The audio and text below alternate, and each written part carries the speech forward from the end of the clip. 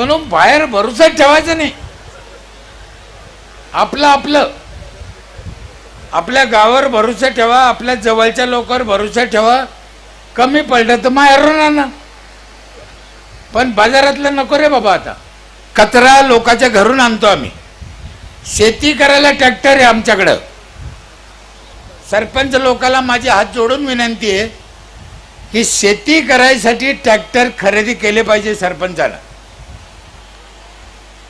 आम्ही ट्रॅक्टर आहे शेती करायला, 25% सबसिडी आहे शेतकऱ्याला. म्हणजे बाहेर जर 2000 रुपये एकर नांगरायला असेल तर आमचं पंचायतचं ट्रॅक्टर 1500 रुपये एकरनं नांगरीत. डिझेल ड्रायव्हर आमचं. 5 एकर त्यानं नांगरलं तर 2500 रुपयाचा त्याचा फायदा होतो. आम्ही तोट्यात जात नाही. 1500 आमचा खर्च निघतो, उलट फायदा द्या आम्ही. मग ट्रॅक्टर घ्यायला काय हरकत आहे सरपंच यायला? गावच्या लोकांची शेती करा ना. एखादा सरपंच म्हणा ट्रॅक्टरला पैसे कुठून आणू, समाज मंदिराला कुठून आणले, काय फायदा आहे समाज मंदिराचा?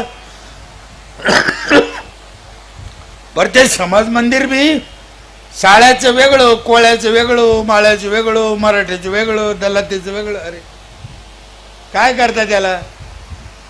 फुकट पैसे चालले आमचे. म्हणून काही फायद्याच्या गोष्टी घ्या, उद्योगाच्या गोष्टी घ्या. एक धीरूभाई अंबानी काय करू शकतो, सरपंच करू शकत नाही. आपण जिथं बसलोय जे वैभव पाहतो हे एका सरपंचानंच करेल. सरपंच करू शकतो, करा.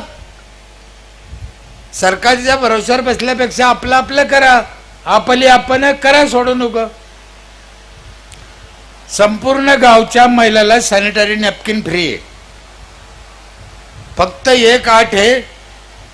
4 ठिकाणी मशीन ठेवलेले आहे आम्ही.